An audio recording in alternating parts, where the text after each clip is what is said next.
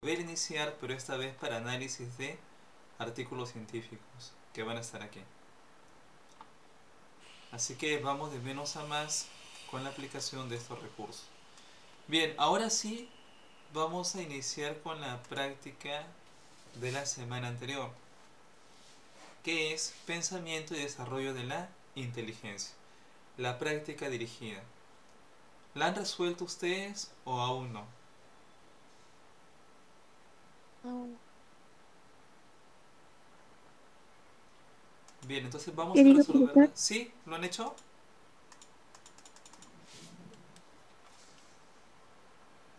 A ver, justo Aún estoy... no, profesor. Excelente, entonces lo que vamos a hacer en estos momentos es resolverla. Bien, entonces vamos a leer la pregunta 1. Dice, a diferencia de otras especies, nuestro éxito se debe más a la capacidad para pensar y la inteligencia que a la fuerza física o la velocidad. ¿Quién lo dice? Goldstein en el año 2008. Veamos cómo los conceptos, el lenguaje y las imágenes mentales permiten este pensamiento abstracto. Por lo expuesto, podemos afirmar sobre el pensamiento que, y vamos a ver las alternativas. Dice, la A, genera representaciones exactas de la realidad interna y externa. Les pregunto, ¿esas representaciones que se dan en el pensamiento serán siempre exactas, sí o no? ¿Qué me dicen ustedes? No, profesor. No siempre, ¿verdad? No. ¿Y por qué no siempre será exacto? ¿Qué me dicen ustedes? Porque podemos imaginar diversas o sea, cosas. Por ejemplo, un animal como los dibujitos de pony que tienen cuernos, ¿sí? Y nuestro pensamiento puede cambiar, o sea, a lo que vamos a pensar. Bien, exacto. Precisamente es nuestra percepción la que le da ese significado al conocimiento y a la experiencia. Y cada uno, por el umbral sensorial, podemos verlo así, va a ir variando el concepto, el significado de ello. Como no siempre va a ser exacto, por lo tanto la A no la vamos a marcar. Luego nos vamos a la B. Dice, se vale de distintas representaciones para reflejar por medio de ellas la realidad. Les pregunto, ¿esto será así? ¿Que el pensamiento se puede representar con distintas representaciones? ¿Será así? ¿O no será así?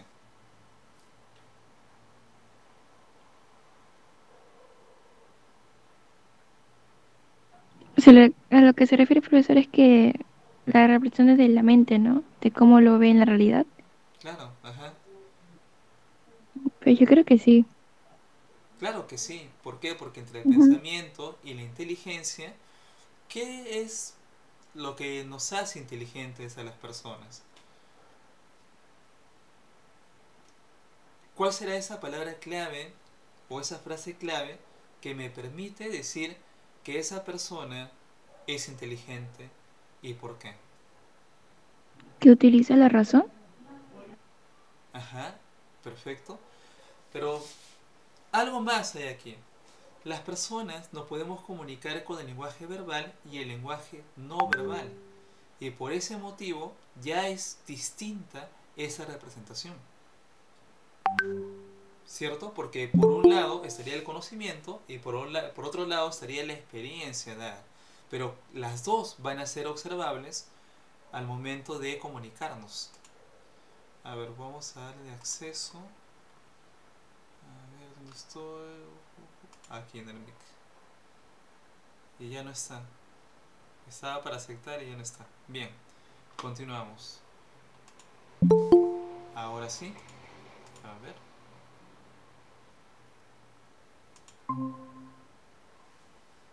Buenas noches, Pacme.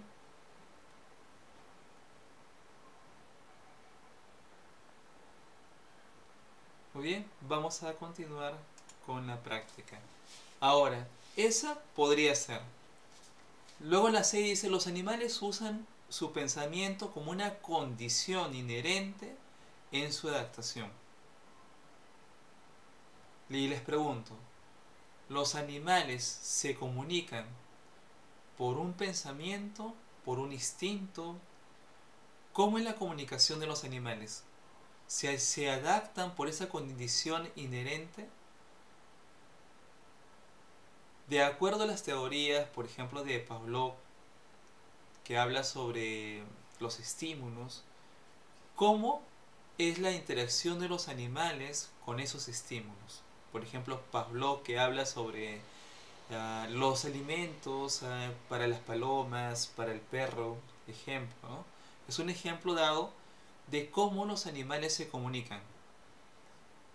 ¿Qué les motiva a los animales a pedirnos, por ejemplo, alimentos cuando tienen hambre? Es el hecho de condicionar al perro o si no al sujeto, ¿no? Y de ahí como que va creando un tipo de secuencia en su mente, pues no es como un hábito, algo así. Ajá, y eso es una programación, ¿eh? Es una programación que los humanos, las personas, vamos dando, digamos, con esas interacciones a dichos animalitos, ¿no? Al perrito, a la paloma, al gato, etcétera. ¿Qué es lo que sucede en estos animalitos para pedirnos alimentos? ¿Qué es lo que sucede? Porque no todos los animalitos se comunican de la misma forma. Por ejemplo, hay perritos que mueven la cola, hay otros perritos que ladran, otros perritos que nos quedan mirando, otros perritos que eh, interactúan con nosotros como jugando, etcétera. Pero en esas interacciones es una programación por asociación. Los animalitos asocian esos estímulos porque han sido programados. La manera como el ser humano ha ido entrenándonos. Entonces, una manera de poder reforzar esos entrenamientos es la frecuencia de cómo se van dando. Es por eso de que los animalitos ven el gesto corporal de sus dueños y saben qué es lo que sigue por asociación. Por ejemplo, si ven ellos que estamos lavando, limpiando sus comederos, por ejemplo, sabe que eso es para comer. Si nos estamos acercando, por ejemplo, a una bolsa de sus galletas, ellos asocian de que es para comer. A diferencia de cuando uno, por ejemplo, puede coger la llave y ellos ya saben que es para salir, etcétera. Entonces, esas asociaciones, la pregunta es, ¿será por un pensamiento o será por una asociación? Porque para que exista pensamiento es algo más complejo, ¿verdad? Y la pregunta es, ¿los animalitos pueden estar en esos inmersos en pensamiento? ¿Serán complejos ellos? Esa es la pregunta. ¿O el pensamiento solo es una condición humana? ¿Qué me dicen ustedes? Los animales también tienen pensamiento. Ajá. ¿Y por qué tienen pensamiento? Claro que es de otra forma. ¿Cuál sería ese recurso para decir de que los animalitos también tienen pensamiento? ¿Con estímulos? Ajá. ¿Los animalitos sienten? Sí, Sí, un ser Sienten. vivo tiene Perfecto. pensamiento, Ajá. sentimientos también. Sienten los animalitos, ¿verdad? Generalmente ellos sienten cuando hay la ausencia de eso que es frecuente. Por ejemplo, si sus dueños se van mucho tiempo de casa, ellos sienten la ausencia de esa persona, de ese ser humano, que podría ser hombre, mujer, adulto, niño, niña, etcétera. Entonces sí existe un pensamiento, solo que de otra forma. El pensamiento, por ejemplo, de el vacío. Por eso que los animalitos cuando nos ven se nos acercan y nos devuelven esos estímulos con sus gestos que ellos hacen. Bueno, sin embargo, dice que aquí es una condición inherente en su adaptación. La pregunta es, ¿los animalitos nos condicionan para adaptarse o no es así?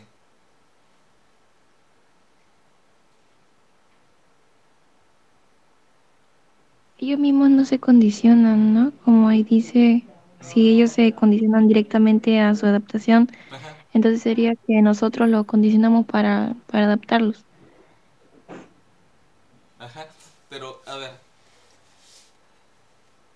¿cómo es? A ver, ¿los animalitos viven para los seres humanos o los seres humanos viven para los animalitos? ¿Cómo sería la frase aquí?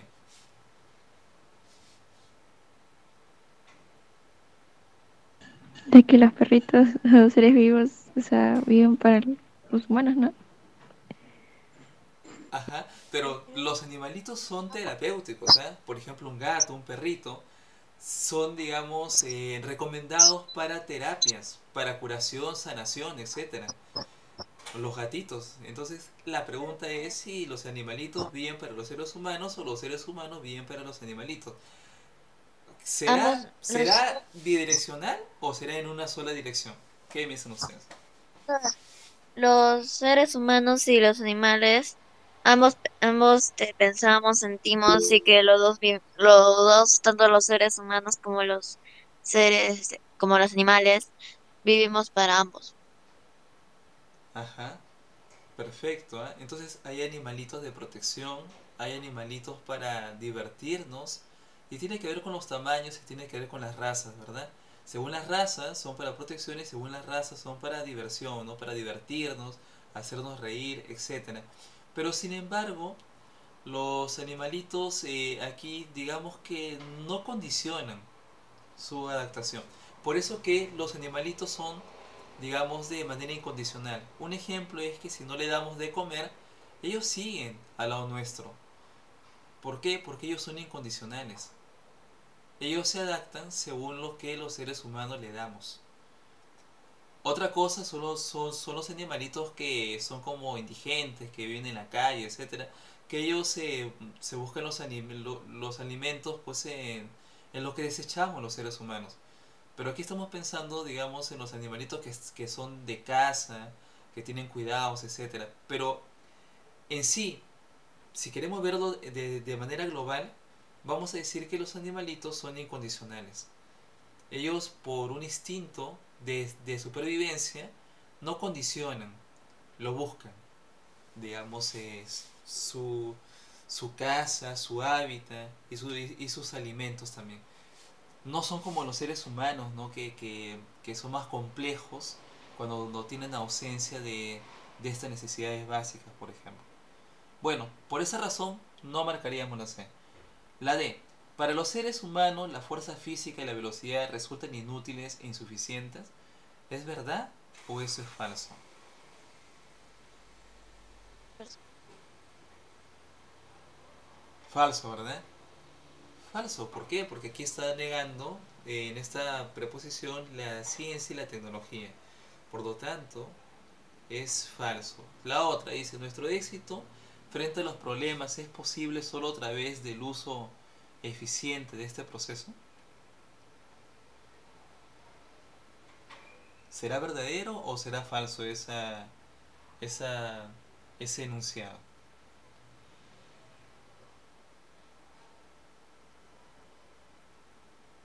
Es falso, profesor.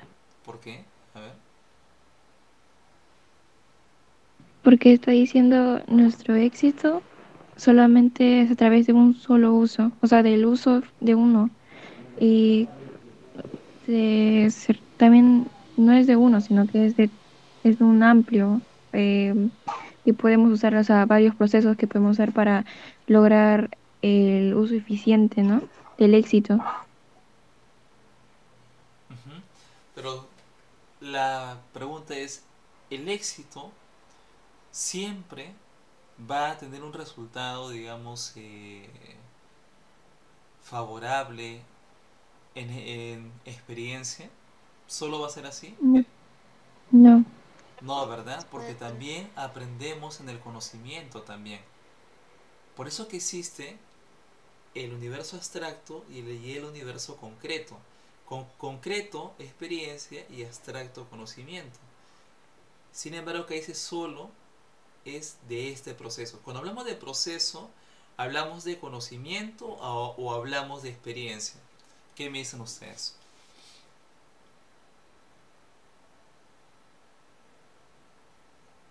¿O será ambos a la vez? ¿De cuál, profesor? Cuando dice proceso, ¿se basa en el conocimiento o también en la experiencia? ¿Será solo uno o será ambos? Ambos. Ambos, ¿verdad? Ambos. Perfecto. Entonces, si es ambos, quiere decir que no es un solo uso, quiere decir que existe el universo de las múltiples posibilidades. Por lo tanto, esa no sería. ¿Qué marcamos? La B. Así. Marcamos esta, la B. Resaltar texto y ya está. Vamos a la 2. Dice, complete la siguiente oración gracias a su función elaborativa. El pensamiento hace posible el plantear o diseñar respuestas ante diversos problemas, mientras que el pensamiento nos ayuda a encontrar una solución lógica. El pensamiento busca crear o encontrar soluciones originales. Aquí está haciendo una comparación. ¿Y cuál será esa? ¿Qué marcaríamos ahí? ¿Y por qué razón marcaríamos eso? ¿Qué me dicen ustedes?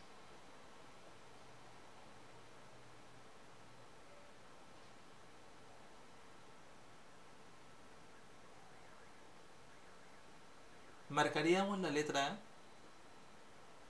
No, profesor, porque dice el pensamiento nos ayuda a encontrar una solución lógica y yo creo que sería el convergente, creo que era, no me acuerdo muy bien cómo a qué se refiere. Ajá. Y el otro sería el divergente, ¿verdad? Claro, claro que sí. Vamos a marcar la B. ¿Y por qué marcamos la B? Porque por un lado dice una solución lógica. Quiere decir un camino, una normativa, un reglamento, podemos llamarlo así. Mientras que el pensamiento divergente busca tener una solución propia de uno mismo que no sea tan seguido a una norma, que no sea tan seguido a un reglamento, sino que sea propia de construcción de nuestros pensamientos. Cuando eso sucede es divergente. ¿Por qué? Porque lo que le estamos indicando al universo de posibilidades es de que existe otra forma, otro modo de resolver, de encontrar una solución. Y por lo tanto, marcaríamos la B. Eso sí es verdad. Muy bien, marcamos la B entonces. La 3 dice, en julio una tienda de supermercados empieza a vender panetones. Gonzalo los ve y exclama, ya está cerca la Navidad. Sobre este caso podemos afirmar los siguientes enunciados. Gonzalo, la 1, dice Gonzalo piensa como un adolescente. 2. Lo que afirma Gonzalo evidencia un pensamiento intuitivo. Y la 3, Gonzalo manifiesta un pensamiento reversible. ¿Qué marcaríamos allí?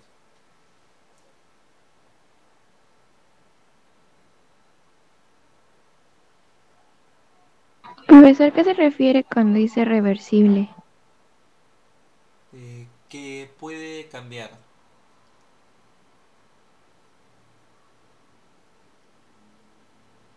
Yo Reversible, creo que sería ajá, la A, la A. ¿Y por qué marcaríamos la A? porque la 2 dice, el enunciado 2 dice que él intuye y él está vendiendo panetones, por eso él, pesa, pero su percepción es de que ya se acerca la Navidad y que Gonzalo piensa como un adolescente es porque está emocionado de que venga la Navidad. Claro, pero si marcamos la A, estaríamos marcando que Gonzalo piensa como un adolescente. La pregunta es, ¿solo los adolescentes podemos decir ya está cerca la Navidad o no depende de una etapa de No nuestra, depende. de nuestra vida? ¿Marcaríamos la 1 o no marcaríamos la 1? No depende, profesor, porque los adultos también pueden decirse, ya se acerca la Navidad. Y también los niños y eso. Cierto, ¿verdad? Entonces para poder...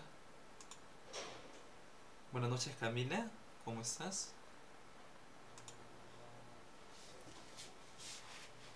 Bien, entonces seguimos por acá. Entonces, ¿qué quiere decir? Que no es necesario ser un adolescente para poder expresar o exclamar ya está cerca la Navidad. Por lo tanto, en el enunciado no menciona esa etapa de vida. Y por eso no vamos a marcar eso. La uno no vamos a decir que eso no. Buenas noches, Francesca. Listo, continuamos por aquí. Nos quedaría la 2, ¿verdad? Dice pensamiento intuitivo. La pregunta es, ¿qué es el pensamiento intuitivo para ustedes? Es la intuición, Ajá, o sea, utilizar la lógica. ya. Ser intuitivo es utilizar la lógica. Es predecir lo que va a venir en un determinado tiempo, para un futuro, ya viendo eh, una cosa relacionada a una festividad o algo que nos hace relación con él, con lo que pensamos. Excelente, perfecto, ¿ah? Y eso tiene que ver con asociaciones inmediatas, ¿verdad? Los panetones están siendo referenciados por una fecha que se acerca la Navidad. Es un contexto, ¿verdad? Experiencias previas. Perfecto, perfecto, excelente. Buenas noches, Fabricio. Excelente, ¿ah? Continuamos. Entonces, ya, eso es importante. La 3 dice, Gonzalo manifiesta un pensamiento reversible. Si existe asociación, no da lugar a que cambie, porque el panetón se está asociando en los pensamientos a que está cerca la Navidad. ¿Es cierto? Claro que sí. Es que, por ejemplo, si mencionamos turrones, ¿a qué se acerca? A ver, ¿qué me dicen ustedes? El mes morado. El mes morado, perfecto. Claro, a la procesión, ¿verdad? Del Señor de los Milagros. Excelente. Entonces, es por esa razón de que esas asociaciones no va a cambiar, es una tradición ya, experiencias previas que están relacionados en referencia a un contexto. Por lo tanto, ¿qué es lo que vamos a marcar aquí? La letra B. Solo la 12 es la que corresponde aquí. Muy bien, la marcamos entonces. Vamos a la pregunta 4, dice. Sobre los estadios es correcto afirmar lo siguiente. Les pregunto, ¿qué autor, qué psicólogo cognitivo nos habla de estadios? A ver si han visto los videos. ¿Será Vygotsky? ¿Será Brunner? ¿Será Piaget? ¿Quién es el que menciona Piaget. estadios? Piaget, perfecto, muy bien. Eso es importante recordarlo. Ahora, leemos. Dice, los estadios deben seguir una secuencia que puede ir variando de persona a persona. ¿Qué me dicen ustedes? No, ¿Por qué no? porque según Piaget, sus estadios era de la secuencia de lo que iban formando el desarrollo de los niños. Correcto. ¿Y eso qué quiere decir? Que un estadio es universal, ¿verdad? Lo que va a determinar es el control que se da a través de las observaciones. Por un lado está ese listado que se va a observar y por otro lado está la observación si se cumple o no se cumple. Pero cuando hablamos de estadios quiere decir que es una normativa, es una regla general universal para todos. Entonces, si eso es así, no va a variar de persona a persona el estadio. Lo que va a variar es nuestra condición física, podemos decir mental, entre un ser humano y otro ser humano. Pero el estadio no va a cambiar.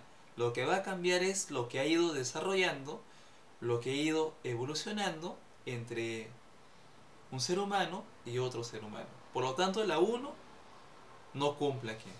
Y acá se trata de marcar lo correcto. La primera sería falsa, entonces. La segunda dice, las características de un estadio se organizan de forma estructurada alrededor de una propiedad central. ¿Verdadero o falso sería eso?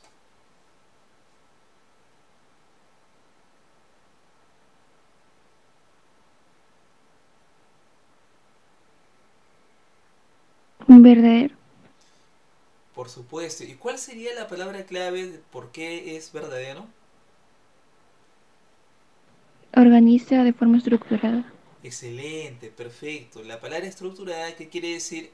Que sigue una secuencia de observaciones, ¿verdad? El conocimiento y la experiencia se juntan, se vinculan y por lo tanto eso se llama estructurado. Perfecto, ese sí cumple. Verdadero. La tercera dice, los logros en un estadio sirven como base para construir el siguiente estadio. Verdadero. Verdadero. ¿Y por qué sería verdadero? Porque dice que los estadios sirven como base, ya, entonces dicen que en según pie tiene los estadios como etapas, y ya que se termina una etapa, va comenzando la otra, y cada uno, y a medida que vaya avanzando la etapa, pues se vuelve más como que evolutivo. Ok, excelente. Y pregunto, ¿qué es primero? ¿Los gestos, la lectura o la escritura? Según Piaget. Los gestos, ¿Ya? Y luego, ¿será la lectura o será la escritura? la lectura, ¿Y por qué sería primero la lectura antes de la escritura? A ver, ¿qué me dice?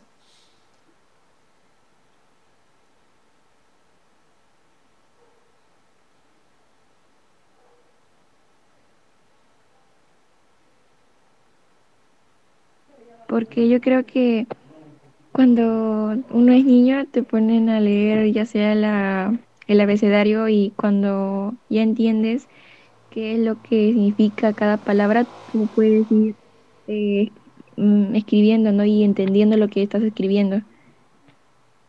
Ajá.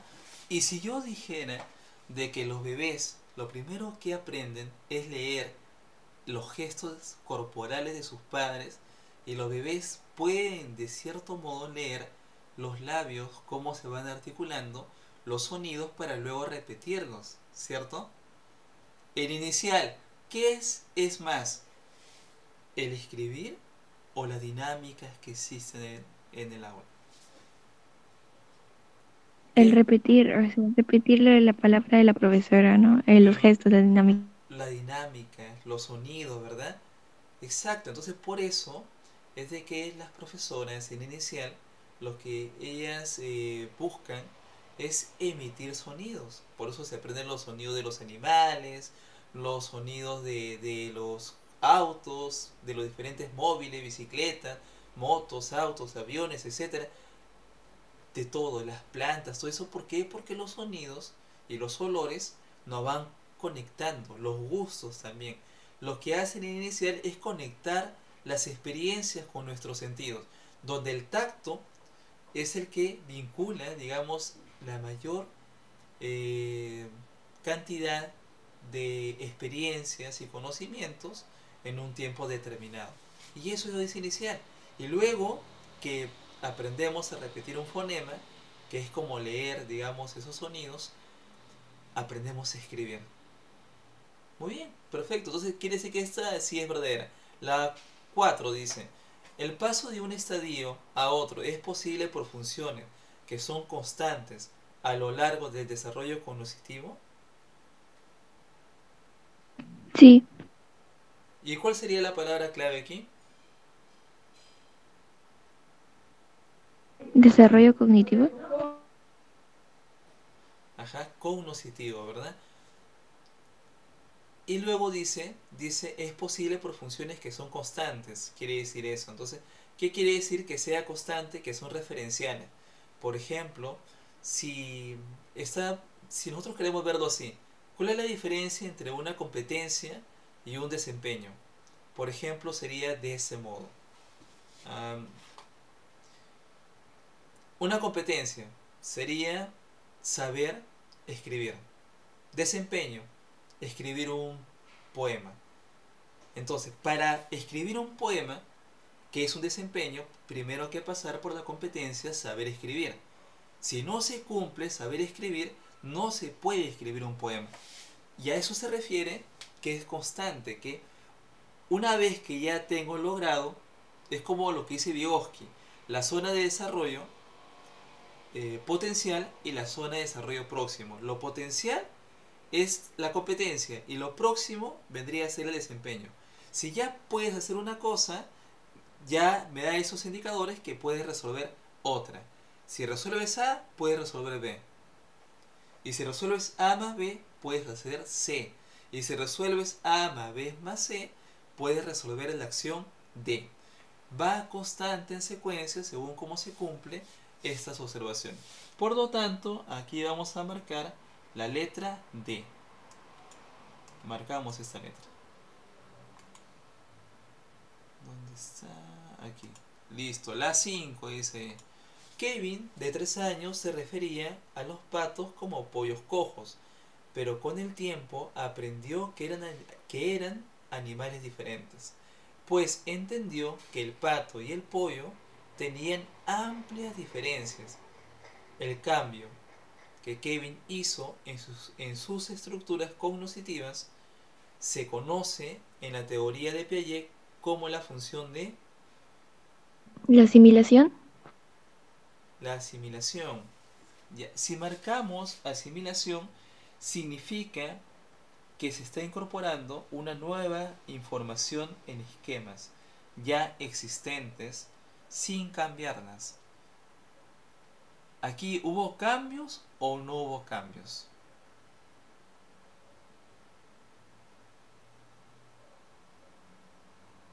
Sí hubo. Ajá, hubo cambios porque en un inicio veía a los pollos cojos como si fueran patos y después dijo no, aquí son diferentes. No sería asimilación entonces. Esa no sería. ¿Cuál otra podríamos marcar? Acomodación. Ajá. ¿Y por qué marcaríamos acomodación? A ver, ¿qué me dicen? ¿Cuál sería ese motivo? Y esa es la respuesta. ¿Y por qué razón marcaríamos eso? Porque están agregando un otro concepto.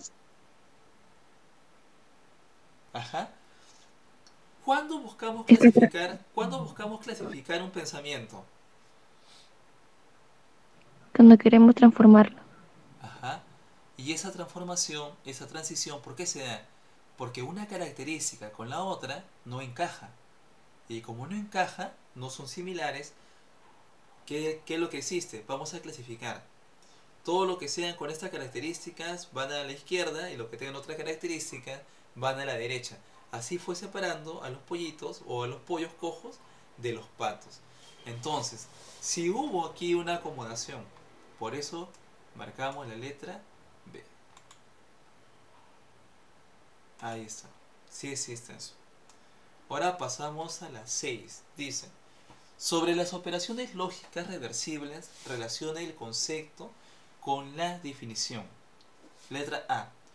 Organización de elementos de manera ascendente o descendente. Será clasificación, seriación o transitividad. ¿Qué me dicen ustedes? ¿Qué marcaríamos ahí? La seriación. Ajá, perfecto, perfecto sería eso. ¿Por qué? Porque tiene un orden, ¿verdad? Va descendente o descendente. Entonces, ese orden se llama seriación. La B dice: concluir la relación entre dos elementos a partir de la vinculación con un tercer elemento. ¿Qué sería ahí? Transitiva. Transitividad. ¿Y por qué sería esa? Porque lo está vinculando con un tercer elemento. Ajá, Transitivo. perfecto, excelente. Por ejemplo, si A es mayor que B y B es mayor que C, por lo tanto, A será mayor que C. Cuando existe un tercer elemento, quiere decir que existe una transición en nuestros conceptos por experiencia que se va dando. Excelente. Luego vamos a la última. Dice agrupar un conjunto de elementos por características comunes. ¿Qué marcamos ahí? Clasificación. Clasificación, ¿verdad? Porque cuando habla de agrupar, sería clasificación. ¿Qué marcamos? La letra E. Y esa sería la respuesta correcta. Listo. Ahí vamos. Luego vamos a la pregunta 7.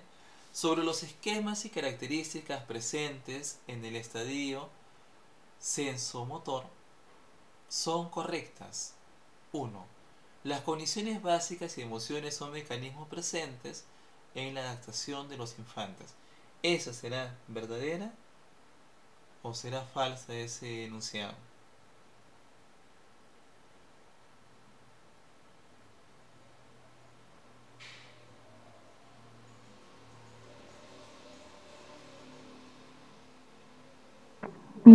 Yo creo que sí.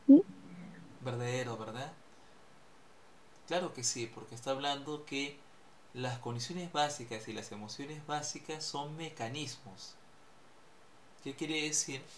Que desde el,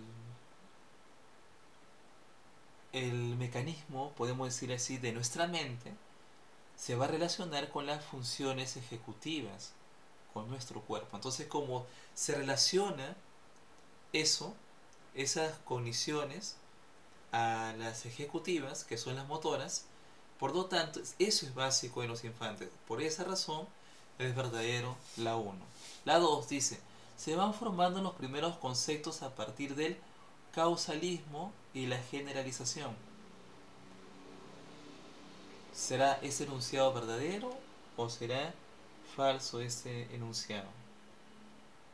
¿Qué me dicen ustedes? Verdadero. Claro que sí, es verdadero. ¿Por qué? Porque aquí, digamos, los conceptos de la causa y del efecto que se da. Y por lo tanto, eso también está dentro de este estadio.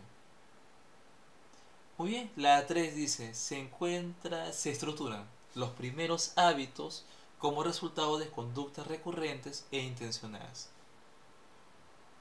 ¿Será verdadero o será falso?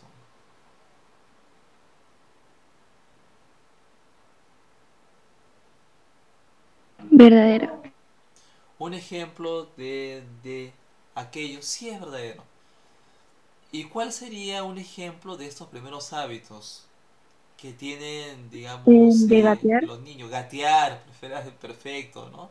Cuando hablamos de senso motor, estamos hablando de gatear, perfecto, ¿verdad? Ahí está la motricidad fina, la gruesa, ¿no? Y esas serían las palabras claves, precisamente.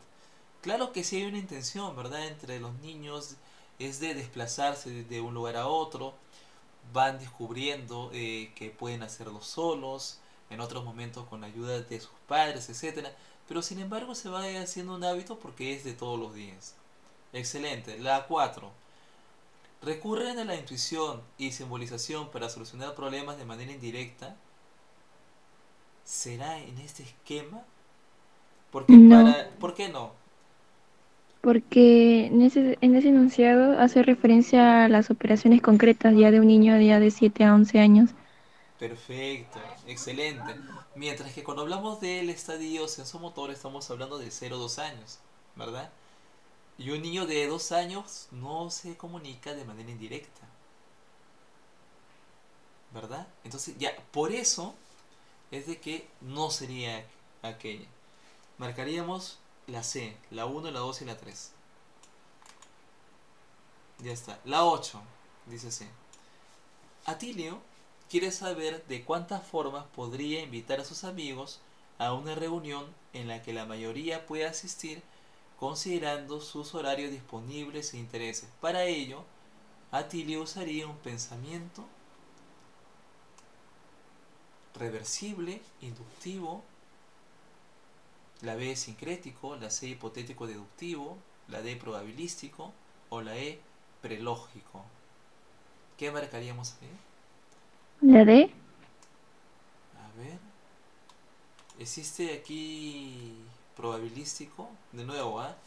Quiere saber cuántas formas podría invitar a sus amigos a una reunión en la que la mayoría pueda asistir, considerando sus horarios disponibles e intereses. La pregunta es, ¿los amigos están seleccionados o no?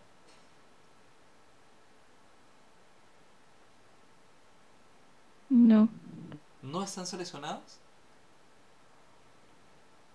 Ah, sí, sí. Sin embargo, el conflicto va más por una hipótesis, ¿verdad? Y la hipótesis es, ¿vendrán o no vendrán? ¿Cuál es la posibilidad de que asistan y cuál es la posibilidad de que no asistan? Y ese sería el conflicto, vendría a ser eso. Y la pregunta es, existe la hipótesis porque hay posibilidades, ¿verdad? Pero también existe deducir también. Y la palabra deducir, que es el deductivo, es qué elementos o recursos o materiales voy a elegir para poder tener aceptación. ¿Será mediante el WhatsApp? ¿Será mediante una tarjeta? ¿Será por medio de un correo? ¿Por una llamada? ¿Qué resuelve? ¿Qué despierta el interés para que asistan a la reunión? ¿Y en qué horario será? Y depende de eso, recién se da la mayor cantidad de asistencias. Por lo tanto, existe eso, la hipótesis. Existe eso. Muy bien, vamos a resaltar esto. Probabilístico sería en el caso de que el enunciado cambiara. ¿Cuál es la posibilidad de que un porcentaje asista? Y ese sí sería el probabilístico. Por ejemplo, un dado. ¿Cuál es la probabilidad de que al tirar un dado me vuelva a salir el número 6 o vuelva a salir el número 2? Ya, eso es diferente. Según el enunciado, es de acuerdo a lo que vamos a ir marcando. La 9 dice: Daira es una niña de 2 años que refiere al perro llamándolo wow, wow y al pollo pío pío. Sobre el desarrollo cognitivo de Daira podemos inferir que se encuentra en la etapa sensoriomotriz porque está imitando a sus padres. ¿Será esa? No, No, ¿verdad? Porque No, está imitando a pollos, animales. los animalitos, ¿verdad? Perfecto. Ya. La B dice, su pensamiento lógico y sus conceptos están empezando a formarse. ¿Será esa? No, si no sería la etapa preoperacional. Claro, excelente. Entonces no estamos allí, ¿verdad? La C dice, ¿es una niña que es capaz de realizar acciones reversibles mentales? No, No, ¿verdad? Bien. ¿Y por qué no sería una acción reversible mental? porque ya eso sería ya como si estuviera usando eh, estaba utilizando o sea, un pensamiento más lógico, y estaría ya por otra etapa del estadio. Ajá. Para que sea reversible, si quiere llamar a un perro, dirá miau. No, no. ¿verdad? Entonces No, no puede revertir. Entonces, ¿qué quiere decir? Que como no puede cambiar ello, no podemos decir de que puede ser diferente. Si quiere llamar a un perrito, tiene que decirle wow, wow, porque ese es su lenguaje. Ese es el sonido que emiten ellos. Al igual que el pollo que dice pío pío, ¿no? Es lo más cercano a los fonemas que hacen esos animalitos. Pero sin embargo, no sería, porque no estamos hablando de capacidad, sino estamos hablando de algo que va más allá de eso. La D. ¿Estas representaciones simbólicas han sido producto de la imitación diferida? ¿Qué es una imitación diferida, a ver, para ustedes? Imitación de sonidos que no son de la boca humana. Ajá. Pero también podría ser algún recuerdo, ¿verdad? Porque para poder encontrar estos símbolos, ella tuvo que haber escuchado antes cómo emite el sonido el perro y cómo emite el sonido el pollo. Y a esa referencia se le llama diferido. Por esa referencia, por esa representación simbólica de comunicación. Porque simboliza a través de la audición esta comunicación observable previamente. ¿Hay un saber previo? Claro que sí, porque para que sea diferido quiere decir que hay un conocimiento previo de eso. Sin esa referencia no se puede imitar el sonido. Ya, y esa es la que más se acerca porque la E dice, ¿puede realizar operaciones solo si sus referentes son concretos? No. No, Mm, ¿verdad? ¿Ok? Claro que no. Porque si fuera concreto, quiere decir que, a ver, la pregunta es, ¿todas las razas de perros dirán guau guau? ¿Todas las clases de pollos dirán pío pío? Algo no, así, pues, ¿verdad? ¿Cierto? Entonces, ¿qué quiere decir? De que, a ver, ah, la pregunta es, si decimos pío pío, ¿se podrá acercar otro tipo de ave? Por ejemplo, las aves aéreas, una paloma, ¿se podrá acercar? ¿Qué me dicen ustedes? difícilmente. Pero si presentamos comida, ¿se acercará o no? Sí o Ya. sí. Ok, entonces ya la pregunta dice, son concretos. Entonces muchas veces esto no tiene que ser tan concreto como lo dice aquí. ¿Por qué? Porque luego solo dice, solo si sus referencias son concretos. La pregunta es, si ella presenta los alimentos, sería concreto. Pero la pregunta es, ¿solo será para los pollitos? Si hay una ave que por ahí está volando y estamos en un campo, las aves, las palomas y cualquier tipo de ave se va a acercar. Porque come maíz, porque come todo lo que come, ¿no? La purina, el engorde, todos esos alimentos serán referenciales para cualquier tipo de ave. Sin embargo, ella dijo solo pío pío. Y los animales se van acercando por asociación. La comida, su estímulo instintivo, ¿verdad? Ahí está. Por lo tanto, solo marcaríamos la letra D. La 10 dice, Esteban es un niño a punto de cumplir 2 años, siguiendo la teoría de la epistemología genética. Son esquemas propios de las estructuras de desarrollo en Esteban. ¿Qué marcaríamos ahí? Marcaríamos la 1, dice la permanencia del objeto cuando se ha dejado de ver. ¿Será esa? No, A ver. ¿Y por qué no marcaríamos la 1?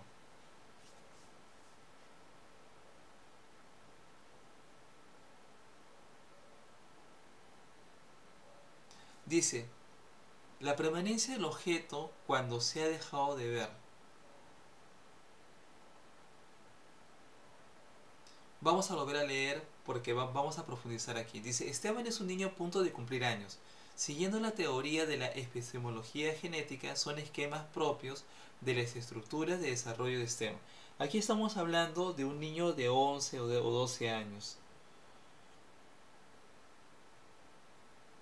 que se está comparando con otro estadio.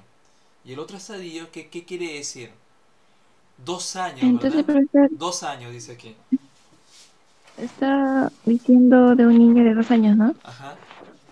2 años, dice ahí. Entonces, y lo estamos comparando con un niño que tiene, por ejemplo, 7, con un niño que tiene 11, con un niño que tiene 12. Pero sin embargo, acá no dice algo concreto. Niño de 2 años que va a cumplir. Entonces la pregunta es, ¿la permanencia del objeto cuando se ha dejado de ver, se cumple o no se cumple? Pues sí, Claro que sí. Por ejemplo, sí, un niño que visualiza una pelota, si deja de ver la pelota, ¿qué hace? pues llora. Llora. Entonces, ya, eso quiere decir que se va programando eh, la ausencia de lo que es visible. Entonces, el niño va alcanzando, digamos, desde pequeños, se va acercando al pensamiento mágico, ¿verdad? El pensamiento que puede tener una pelota de un solo color, pero el niño, en forma que va desarrollando, va viendo que su pelota no solo es de un solo color, la puede visualizar que tiene varios colores. Entonces, de acuerdo a eso, el niño puede hacer representaciones aunque no las vea. Y a eso se llama, digamos, recuerdos. Ya comienza a ver esa recuperación se llama, ¿no? Recuperación de ese objeto. Por lo tanto, la uno se cumple. La 2 dice, la reproducción de la acción de alguien que se está observando. ¿Se cumplirá o no cumplirá eso?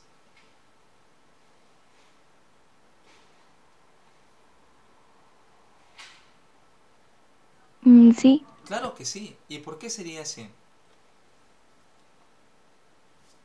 porque el niño está viendo a la persona, ya sea su padre, que, que está ahí continuo y por más que el padre actúe de una manera, el niño también va a actuar, ¿no? Va a imitar los gestos, ¿no? Claro, excelente por ese lado, ¿ah? Y algo bien así simbólico aquí es de que los niños no solo ven a su papá, digamos, digamos, solo en la realidad. Tienen ellos una imaginación que a su papá le ponen capa, lo ven como superhéroes, lo ven como... lo va representando, digamos así. Entonces van viendo, digamos, objetos adicionales al momento de ver a sus padres. Van asociando más elementos al momento de que ven a sus papás. Y por lo tanto, es una reproducción de la acción, porque pueden ver a su papá que está volando, pueden ver a su papá que está flotando en el aire, etcétera, y lo van asociando con superhéroes que ven, por ejemplo, en la televisión, que han escuchado de un cuento que su mamá les ha comentado, les ha contado, etcétera. Entonces va relacionando eso. Es el inicio del pensamiento mágico. Entonces vamos viendo por ahí. La 2 también se cumple también. La 3 dice, ¿la representación de conceptos generales y abstractos le corresponde a 2 años? No, No, ¿verdad? ¿El pensamiento reversible le corresponde a 2 años? no. Tampoco. Entonces quedaría la 1 y la 2. ¿Qué marcamos? La A. Muy bien, entonces marcamos la letra A. Perfecto. Entonces marcamos esto. Muy bien, voy a cerrar aquí y voy a guardar los cambios para luego subirnos. Entonces, si nos vamos aquí a la biblioteca virtual, que ustedes tienen ya el link, y para aquellos que reciben su primera clase voy a copiar esta ruta. Aquí tienen toda la grabación de las clases, los recursos, las prácticas. La voy a pasar al Google Meet, al chat. Entonces ahí están todos. Ingresan ahí y ahí van a encontrar todos estos recursos. Muy bien, de una manera rápida le voy a comentar de la clase de hoy día, de la sesión de hoy día. Es rápido lo que le voy a comentar aquí, porque también ya he colocado videos también acerca de eso. A ver, ¿dónde está? Ya, acá está. La semana 4. Entonces vamos viendo aquí. La semana 4 dice afectividad y motivación. Ese sería el tema. Y nos habla qué es una emoción. Y les explico así en breve. Una emoción dice que es espontánea, es universal. Y aquí hablamos de las emociones básicas, por ejemplo. Que las emociones básicas son 6. Por ejemplo, el miedo, la ira, la alegría, la tristeza, el asco y la sorpresa. Se ve, digamos, en nuestros rasgos faciales al momento de comunicarnos. Es algo, digamos, público que no lo podemos esconder. Las personas nos damos cuenta cuando nos comunicamos, ya sea en nosotros mismos o a través de otras personas. Un sentimiento es totalmente, digamos, es privado. Un sentimiento porque aquí ya hablamos de un pensamiento, un razonamiento que se adiciona a dicha emoción espontánea. Se le encuentra un significado, sentimos de manera biológica el significado de dicha emoción, y aquí voy a mencionar ejemplos, por ejemplo, el amor, el odio, la culpa, la gratitud, la vergüenza, la envidia, la satisfacción, la fe y la esperanza, son significados que se dan a dichas experiencias, porque las emociones nos permiten adaptarnos a las experiencias, y esas experiencias tienen un significado, y ese significado se llama sentimiento. Siento por el significado de ese conocimiento y de esa experiencia. ¿Y qué es el estado de ánimo? El estado de ánimo vendría a ser la energía con la que se va dando dicho conocimiento y se va presentando dicha experiencia. Sí, tiene que ver con las horas de descanso, tiene que ver con la alimentación, tiene que ver con el deporte, tiene que ver con la forma como me relaciono, los vínculos con amigos, en la familia. Vendría a ser como esa energía motivacional, como esa energía que me impulsa, que me mueve de un lugar a otro. Y de acuerdo a eso, me permite si voy a continuar o no voy a continuar con lo que estoy viviendo en ese momento. Y a eso se llama pasión. Si me permite continuar, lo que estoy haciendo, lo que estoy viviendo, lo que estoy experimentando, se llama pasión. Y la pasión es cuando ya no veo el reloj, ya no veo el tiempo de lo que me estoy dedicando. Me dedico y me olvido de que existe la hora, de que existe el tiempo que determina el límite de lo que me motiva, de lo que me impulsa. Entonces la pasión tiene que ver con eso, con esa decisión duradera, con esa elección que le damos, digamos, a nuestras voluntades, a nuestra gratitud, podemos llamarle así. Y eso es importante, ¿eh? Así que ahí van las 4. Vamos a pasar ahora a la siguiente diapositiva. Y aquí vamos a hablar sobre los estilos de comunicación. Los estilos de comunicación tienen que ver con pasivo. Una persona pasiva es una persona que, por ejemplo, uh, es una persona que acepta, digamos, lo que se presenta. Puede estar de acuerdo o no puede estar de acuerdo, sin embargo lo acepta. Es pasivo. ¿Por qué? Porque cuando no está de acuerdo, prefiere guardar silencio para poder colaborar con ese bienestar que se da en el ambiente llamado lugar o en el entorno llamado persona. ¿Qué es pasivo-agresivo? Significa esa variación entre decir en voz baja o decirlo en voz alta, ya sea, digamos, el lenguaje verbal o no verbal. Porque a través del lenguaje no verbal también vemos esa baja energía o esa energía muy alta que se puede dar. Con los movimientos, si nuestros movimientos son agudos, es porque estamos pasivos, y si nuestros movimientos son muy gruesos, es porque estamos siendo agresivos. Se escuchan nuestros pasos al caminar, mientras que el pasivo no se escucha, y por lo tanto tiene que ver con el tono de voz, tiene que ver con la proximidad, cuánto nos acercamos, digamos, al momento de comunicarnos. Una persona pasiva va a mantener una distancia, digamos, muy, muy alejada, podemos llamarlo así, como si aún estuviéramos en distanciamiento social, ¿verdad? Un pasivo se va a acercar hasta decir 1 metro de distancia y desde ahí va a comunicar, ya sea verbal o no verbal, mientras que el agresivo va a ir más cerca, casi va a ser invasivo, se va a aproximar tanto porque lo que busca la persona agresiva con los gestos es muchas veces intimidar a la otra persona, como decir yo soy más que tu energía, y se aproxima más.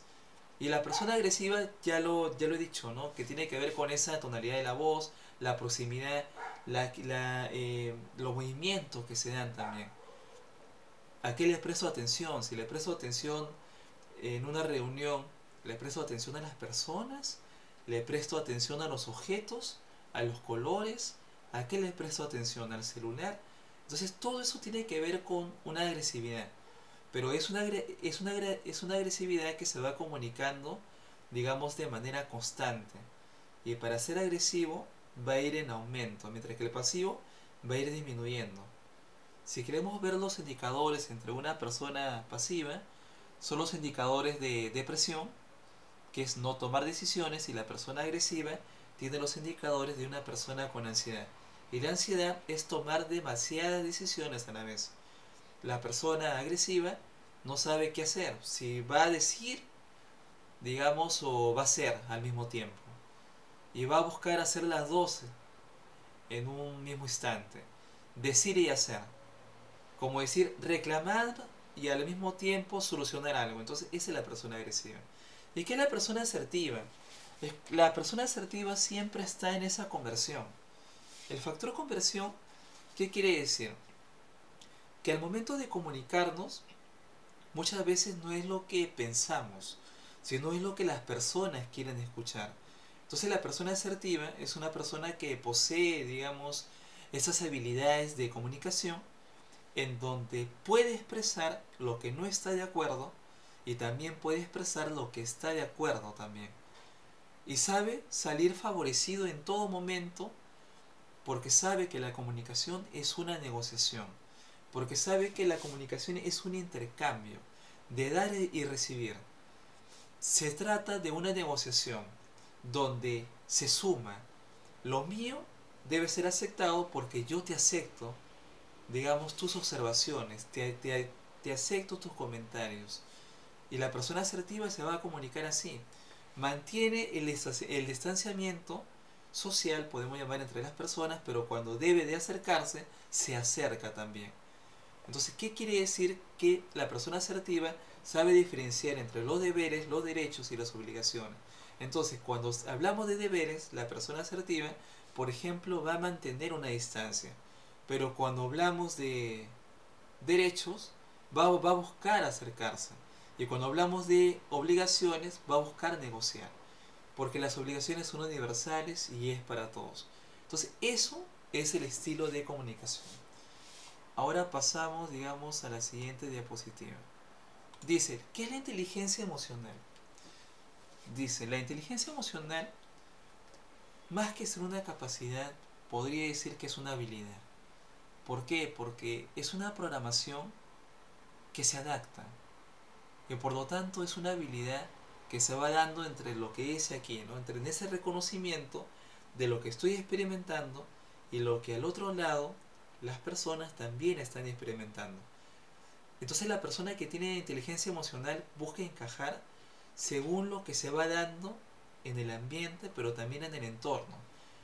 Una persona que tiene inteligencia emocional dice, si veo al otro lado que la persona está triste, voy a adaptarme para poder ser un apoyo, para poder ser un refugio emocional. Porque si le voy a hablar de tristeza, a la final le vamos a terminar siendo tristes los dos. Pero si yo busco que la persona salga de esa tristeza con una alegría, estoy en ese factor conversión. Entonces, la inteligencia emocional hace hacer de que todo prevalezca, digamos, en niveles, óptimos, digamos, en niveles saludables para nuestra mente, pero también para nuestro físico. Y se va a comunicar por ese lado, ¿no? Va a respetar las decisiones de los demás porque respeta sus decisiones también. Algo así. Por eso dice conocer las propias emociones, manejar las emociones de uno mismo, guardar silencio cuando vemos que las personas están siendo agresivas con nosotros. Manejar las emociones es guardar silencio, escuchar. Hay momentos para escuchar como también hay momentos para poder expresarlo. Y la inteligencia emocional me va a permitir hacer eso. Cuando veo que otras personas quieren hablar, guardo silencio, pero cuando veo de que la otra persona está en silencio, me permite a mí expresarme. Entonces, eso se llama inteligencia emocional. La automotivación vendría a ser la motivación interna que las personas tenemos de manera automática, que tiene que ver con sentirnos bien, digamos, a todo momento. Producimos eso porque tenemos una programación entre las horas de descanso, los alimentos, la diversión, el entretenimiento, los pasatiempos, etcétera. Entonces, la motivación tiene que ver con eso. Y siempre va a ser objetiva porque para decir automotivación quiere decir que actuamos, elegimos, decidimos por gratitud, dando gracias, y eso es motivación. Toda experiencia tiene aprendizaje en la motivación, en la automotivación. ¿Y qué es la empatía? Más que reconocer lo que hay en nosotros, es reconocer lo que hay al otro lado. Ser empáticos es decir, ¿qué me gustaría que me suceda si es que estoy triste? ¿Qué me gustaría que me suceda si es que estoy alegre? ¿Qué me gustaría que suceda si es que estoy en estos momentos experimentando miedo? Entonces la persona empática va a cubrir eso, dando seguridad, confianza, por ejemplo, ante el miedo. Si hablamos sobre de la otra emoción, que es el asco, ¿qué es lo que va a hacer una persona empática? Va a dar aceptación. Entonces eso se llama empatía. No estás solo. Estamos, digamos, en equipo, con intereses comunes, con bienestar común. Y por lo tanto, no estás solo, no estamos solos. Existe una energía divina, una energía suprema, que es la fuente creadora de todo lo que existe. Y de acuerdo a eso se manejan las relaciones, las buenas relaciones como una habilidad social, que constantemente estamos motivando a otros, adaptando a otras personas, y como resultado nos adaptamos a nosotros mismos. Pero cuando sucede que nos adaptamos primero sin adaptar al otro, ya no se llama empatía, se llama simpatía. Y cuando estamos entre esa empatía o simpatía, sucede la apatía, que es dejar de hacer y estar en nuestra zona de confort, no hacer nada. Luego vienen estas diferencias entre autoestima y autoconcepto. Entonces, la autoestima vendría a ser, digamos, es una estimación, digamos, es el amor propio en nosotros mismos, pero cuando le damos un significado, porque tenemos un modelo de cómo quisiera que las personas nos recuerden, a eso se llama autoconcepto, porque tengo un modelo a seguir. Entonces el autoconcepto es porque tengo un modelo a seguir, y la autoestima ya vendría a ser cómo hago que se cumpla ese autoconcepto. Si mi modelo usa, no sé, una vestimenta formal, pues yo también lo quiero, autoestima. Si para mí veo que el dinero es un medio para alcanzar la felicidad, la autoestima también lo voy a ver como ese medio y no como un fin. Entonces, eso es el significado. Autoconcepto es como quisiera que me recuerden. Me van a recordar por ese modelo que tengo en mente. Si me gusta la música, si me gusta comer alimentos veganos, vegetarianos, no sé. Entonces eso, me gusta comer mariscos, etcétera. Me gusta una respectiva música, un color, un país, un lugar. Entonces todo eso tiene que ver entre la autoestima y el autoconcepto. Entonces la autoestima es cómo se va a cumplir aquellos significados y aquellos conceptos. Bien, mientras que la autoestima tiene que ver con, digamos, el presente y el futuro, el autoconcepto vendría a ser con el pasado. Pasamos a la siguiente. La motivación, dice, ¿no? Entonces aquí la motivación tiene características. Y esa motivación tiene que ver con que estas características van a ser biológicas, biosociales, psicosociales. La vamos a experimentar de acuerdo a nuestras necesidades. Y todas estas necesidades van a dar un equilibrio, digamos, en la mente-cuerpo, que lo dijo Aristóteles, ¿verdad? Dice, si la mente está calmada, nuestro cuerpo también. Si la mente está muy acelerada, nuestro cuerpo también estará así. Entonces, de acuerdo a eso, existe esa dualidad, mente-cuerpo, que surge desde Aristóteles, que cuestionaba eso, ¿no? ¿Dónde está la mente? ¿Dónde está el alma? ¿Y dónde está nuestro cuerpo físico? Entonces siempre debemos de buscar que sea esa congruencia, pienso, siento y actúo, como acción de la motivación. Ahora encontramos a Maslow, ¿verdad? Maslow, por ejemplo, nos habla de que estas necesidades son escalables. Para que se cumpla la segunda, que es la seguridad, primero tenemos que pasar por la fisiológica. Para que se cumpla el amor y pertenencia, tenemos que pasar por la seguridad. Para que se cumpla el estima, el amor y pertenencia y la autorrealización, pasar por estima. Entonces es escalable y es jerárquica. Luego nos habla de otros autores, por ejemplo Daisy Ryan, que existe una motivación extrínseca del ambiente, del entorno, y una interna llamado pues automotivación, ¿verdad? Que genera nuestros pensamientos y sentimientos como recuperación de esas experiencias y de esos conocimientos programados en nuestra mente por nuestro aparato psíquico, ¿verdad? Que estimulan a la sinapsis, a todas las conexiones neuronales, porque cada neurona tiene una programación intrínseca. Ahí está. Luego hablamos de necesidades adquiridas de McClellan. ¿Qué nos dice McClellan? Nos habla de que nos habla del logro, el poder y la afiliación.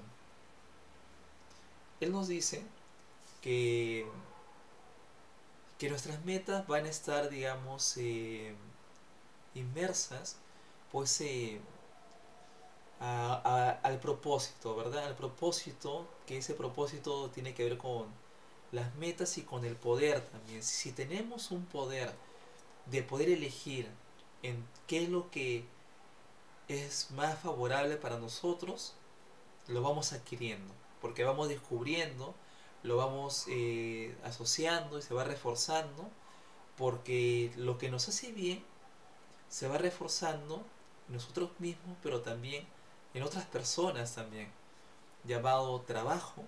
Por ejemplo, el poder de trabajar me hace bien para mí, pero otras personas también, porque tienen necesidades, ¿no? Como lo dice Maslow, las fisiológicas, etcétera. Logro, ¿quién no tiene una meta, ¿no? Y quién no quiere afiliarse, pertenecer a un equipo, pertenecer a un grupo. Entonces va eso surgiendo, y que los tres se van a presentar, digamos de una manera, podemos llamarlo en simultáneo, a la vez. Y eso lo dice pues este autor, ¿no?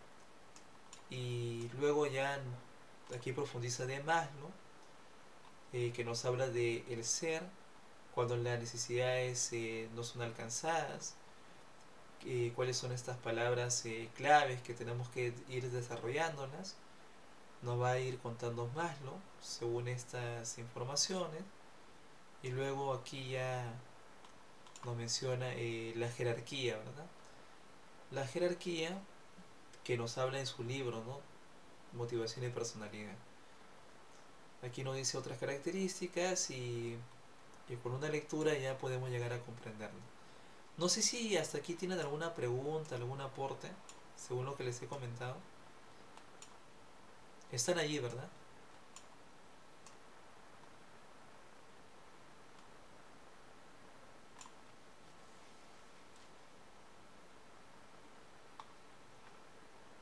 O creo que ya me quedé solo.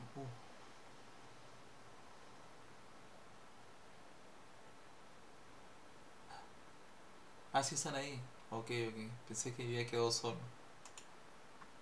Ya, excelente. Entonces no sé si tienen alguna pregunta. Tal vez lo haya explicado rápido, pero con una lectura, y lo vamos a reforzar la próxima semana, creo que esto va a ser más entendible, ¿no? Les Sí, escucho. profesor. Ujú. Bien, revisen los videos que voy a ir sumándolo a través de cuadros comparativos. Así que revisen todo el material que está, digamos, aquí en el pack. ¿Ya? Así, ¿ya? Así. Entonces vamos a ir formándonos, como les mencioné en algún momento, nos estamos acompañando en esos saberes. Y si volvemos a repetir, ya les dejo pues a ustedes a que puedan hacer las presentaciones, ¿no? Y así esa dinámica nos va a impulsar pues a tener una vivencia universitaria, porque estamos acostumbrados, digamos, a interactuar. Y eso es la idea, ¿no? De que cuando uno pertenece a un lugar educativo, uno participe constantemente. Así que esta vez lo hago yo, y posteriormente, si se da la oportunidad, les escucharé a ustedes, ¿no? Así. Entonces, eso es la idea, tener un espacio en el cual podamos interactuar y podamos desarrollar esas habilidades, si queremos, ¿no? Y nos gusta la psicología y la educación. Porque lo que sí es cierto es de que toda, digamos, consulta psicológica termina en una psicoeducación.